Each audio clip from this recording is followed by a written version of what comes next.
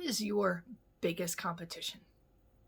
I want you to think about that for a second. Like, who is the person that makes your insides go, ugh, like when somebody else talks about them? I'll be really transparent. A good friend of mine keeps talking about this local coffee shop that opened. And the first couple times he did it, I was like, why are you talking about them? You're my friend. You should be talking about my coffee shop. And then I realized I don't actually work that way. Like, yes, I'm going to have that internal moment of like, and I want you to pause for a second and think about it. Like, I think we all do. As humans, we want our friends to innately support us. And real quick, segue for a second. We're not usually building businesses to take care of our friends, because we'd be really broke. If we happen to take care of our friends, great. But that's not what you're building your empire for. Be really brutally honest with yourself. So, my name's Elizabeth Struess. I'm honest as fuck, and we just gonna jump right in today. We're gonna jump into some nitty gritty that I think gets in our own way when it comes to building our businesses and building the communities we live in. So, when we think about competition, there are times that I've been approached about this, several times actually, and people are like, oh, so who's your biggest competition in town? And my immediate response is, I have none. Now, this is not because I'm the best in town. I don't know that there's a qualifier for that, because you could say somebody is the number one airline, but to who? To which market? To which demographic? To what kind of flights do they make? Like, the quantifiers are crazy to be able to try to say that, right? So I don't believe I'm the best in town. I don't believe I'm the only one in town, because that would be, well, crazy, right? But think about who your competitor is. Think about that person, and think about what it is about them.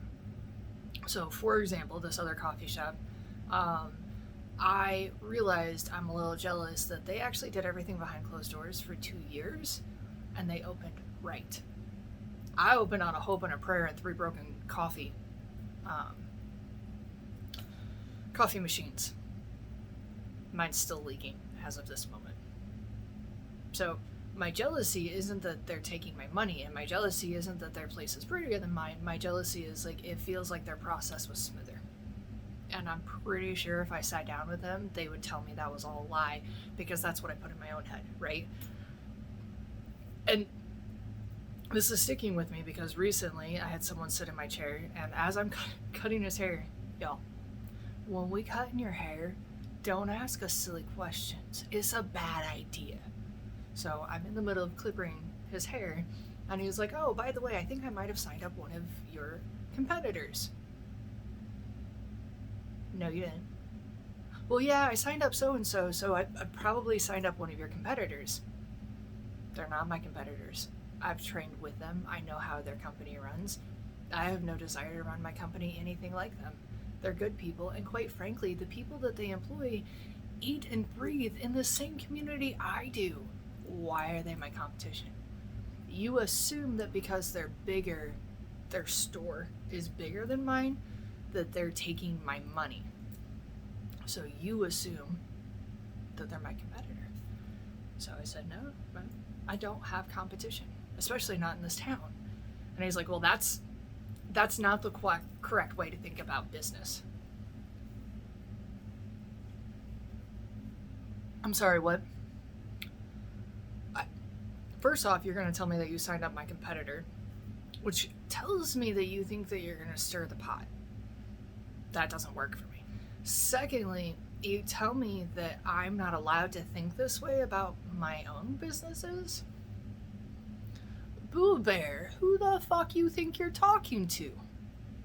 Like, I'm pretty sure that I'm the one that has to sign the paychecks, and I'm pretty sure that I'm the one that has to take care of all these employees here. And here's what I know. That company you're referring to, I've hired 3 of their people. And I've lost 2 people to them because I wasn't the right place for those 2 people, and I was the right place for the other 3 people. And here's what I also know. Their families all live here. I'll say that one more time. Their families all live and spend money here. Quit making businesses this quantity or thing that doesn't have people behind it. Businesses are people. You just say the word business to not have your emotions attached to it, and I think it's crap. So, no, I don't have competition in this area I live in. Here's what I do have. I have a hope and a dream that the salons in my area have a desire to have the level of expectation I do. Because that means that they can have a high expectation of their own handiwork, but they can look different, they can have a different feel, they can have a different aesthetic, and they can run their rules their own way. Because if they have a high expectation, then our area is going to expect a higher quality service. I want to work in that kind of place, don't you? Or do you really just want to work in a place where you're the best because everybody else is mediocre? And to me, that sucks. Like, if you want to call me the best, like, it better be because I have some competition that is worthy of that. So I'd rather be their cheerleader. Because if I'm their cheerleader, then I know that when new things get put out, we're checking on each other. Right? There's more power to that. Because that makes more sense to me. So, not only that, but like, with the yoga studio, I would hope that by our opening a yoga studio, we're not pulling from the other yoga studios.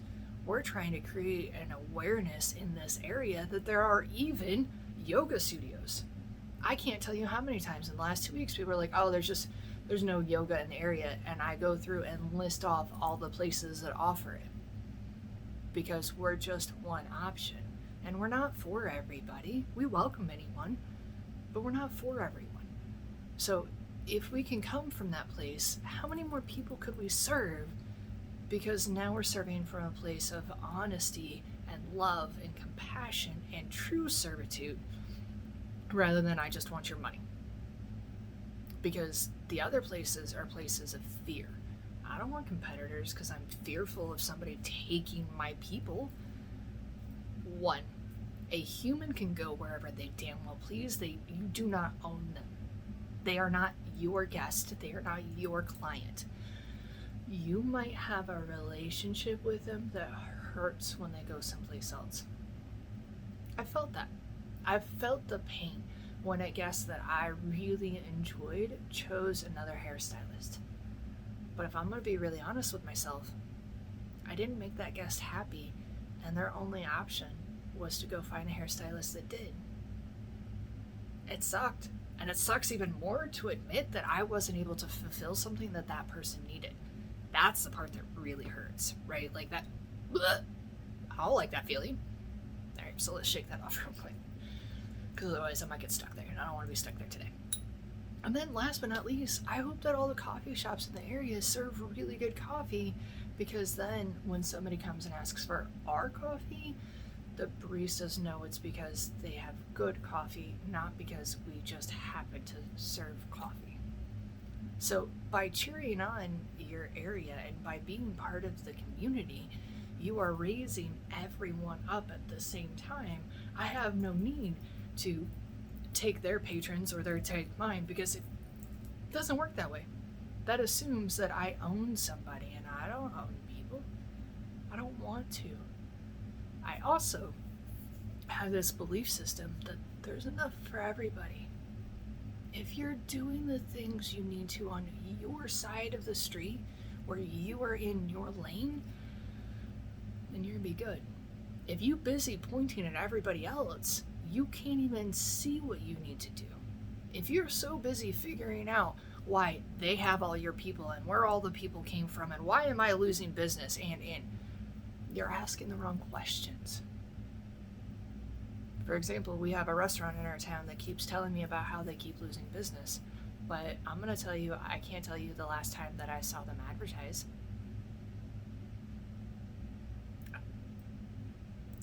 I'm talking, they don't even have an A-frame out on the sidewalk. They cost $5.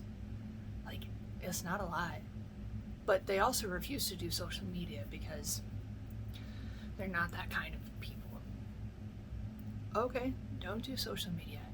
Do a referral system. Put something out on the sidewalk sign. Like, I don't care what it is, but everything else is an excuse. And so telling me that the world doesn't want to come eat there tells me that you're missing something.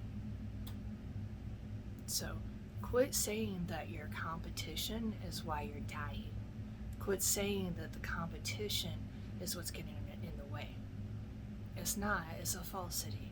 And I don't need friendly competition within my own community. I need to support them. That all being said, I'm an extremely competitive person.